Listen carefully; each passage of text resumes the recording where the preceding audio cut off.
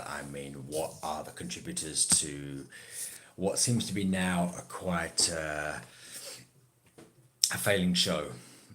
That's not anything to do with appreciation figures or ratings. It's merely on the opinion of two set sides: classic Whovians versus new Whovians.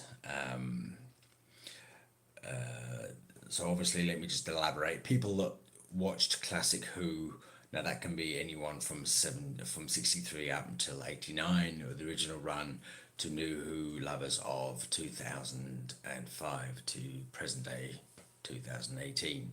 Now, that's not a segregation in the appreciation of people. It's two different people. Now, don't get me wrong. Some classic Who, like new Who, and vice versa, is an even mix, but there does seem to be this thing of the classic Who people just cannot get to grips with pretty much season 11.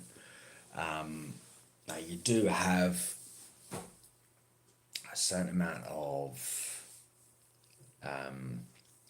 people that simply don't watch it anymore for whatever reason. Doesn't have to do with any feminist issues, doesn't have anything to do with political views.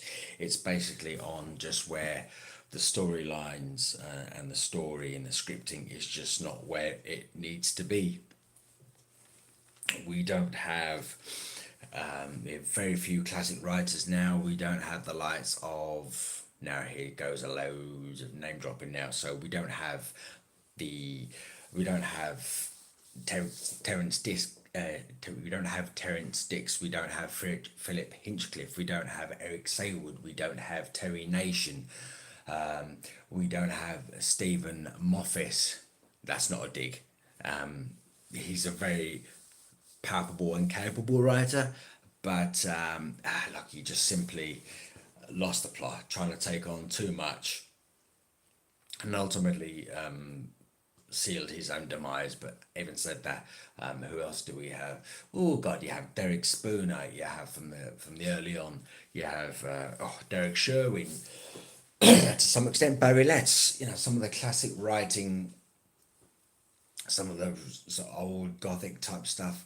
Oh, we don't have that anymore. It seems to me, Pip and Jane Baker, have it. We'll throw that into the mix. We'll throw in Ben Aronovich as well, from the late 80s. So what basically my point is, you've got this plethora of new writers. Some have written great BBC dramas. Some have not even written Doctor Who before, and therein lies possibly the issue. But so that's from the story point of view, from the scripting point of view, from the plot points, etc. You simply, we don't have what we had before. And some would say, well, isn't that the problem? Not to an extent, no. If you recall back in '89, when it was then axed by the then BBC head of drama, which was Michael Gray. He did detest the show. You had the BBC head of the drama department, which I think was Alan Yentob. He fought his own back and tooth to try and get it to stay on, but Gray wasn't having any of it. So that's ultimately, he put the BBC scheduling and put it up against Coronation Street, which then was generating huge numbers. It got lost in a ratings war. End of story. And obviously it was then cancelled a few years earlier in '85. It was taken off air. I don't remember the exact reason. Maybe I should check before recording, but no. The main point there were several attempts to get it off, and obviously on the second attempt it did. So after its 16-year hiatus, it was brought back with a fresh, renewed vigor by producer and writer Russell T Davies. And yeah, it was brilliant. And as time has gone on, it has suffered. It suffered from very convoluted screenwriting and some some weird some weird directing and weird times it's gone through Stephen Moffat. It's had that. It's had some questionable, not questionable acting, just some scripting issues and not scripting issues. It's had scripting issues. Yeah, sure, it has. It's had some. I mean, every Doctor, so to a certain degree, has had its people who've said, "Well, I don't like that. Let's alter this," and that's how that. And it did. Obviously, Matt Smith took a little. He didn't take an awful lot of flack. I think he was just a very young actor. I think for the role. Poor old Peter Capaldi got an awful lot of stick as well, and he was. I think he was trying to be a little bit John Pertwee, or no bad thing, but he took an awful lot of flack as well. Again, for some. He took an awful lot of flack off of during Moffat's era as well. I thought he was a good Doctor Who as well. I think he just had a certain amount of he had to take some direction, and obviously he was told to do a certain way, and I think that's ultimately what happened there as well. So again, he was a fan as well, so he knew the stuff. And what brings me to next is what we have now, which is if the rumor mill is to be believed, Chris Chibnall and Jodie Whittaker are leaving after the next series. They're only doing 6 episodes, and then they're going to walk away. I think it's quite ambiguous to really, to think that they're actually going to get a second series. After what we've had so far, it's just completely inconsistent. We've had good, the bad, and I said we've had the damn right ugly as well. It's I don't know what's left now. We've got two more episodes to come, and let's just see how it plays out. But it's in its current state. I don't really think it's working. Doctor Who was never supposed to be trending. It was never. You don't have of the age that the Doctor is. He certainly doesn't have to be on vogue. He doesn't have to have the latest technology, the latest smartphone. The TARDIS doesn't have to be state of the art. It's very much building on old form factors. So he doesn't need to be trendy. He doesn't need a TARDIS team. It's a crew. They each have their own they give their own attribute to their Doctor in where they are. I mean, Doctor Who was always about Doctor travels alone. He's lonely. He travels the universe in his TARDIS, righting the wrong. It's cowboys and Indians in space. TARDIS is all to some degree always a safe haven, a safe place to go back to and escape. The companion was always. The opposite of the Doctor. In some cases, I did like the way. I did agree with, having a bit more for the companion. Having a bit more for the companions to do, rather just have them scream and run down dodgy corridors, knock the sets over. That's not what I'm saying, but the Doctor's companion should never be greater than the Doctor. I mean, what's the point? Just call it Doctor Companions. You know what I mean? It's We've seen too much of that in the past with Clara. It was almost practically just a superhuman. It's called Dr. Clara. That was probably that's exactly what I mean. It should the some of Doctor Who should never be. Its great is past. The companion should never be greater than the Doctor. It's just not done.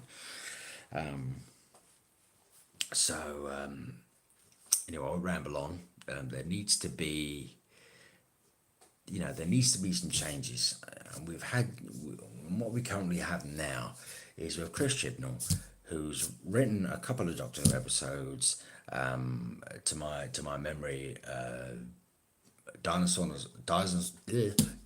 on a spaceship, which is bloody terrible. I think he wrote another one. Someone can write in the comments wherever that was. I can't remember exactly which one it was. But his previous contribution to Doctor Who was terrible, so I don't know how the board members gave him the job for that. Maybe it's the only other writer that actually wanted to fill the shoes. God only knows. Someone with a huge ego took it on board, and pretty much made a balls of it.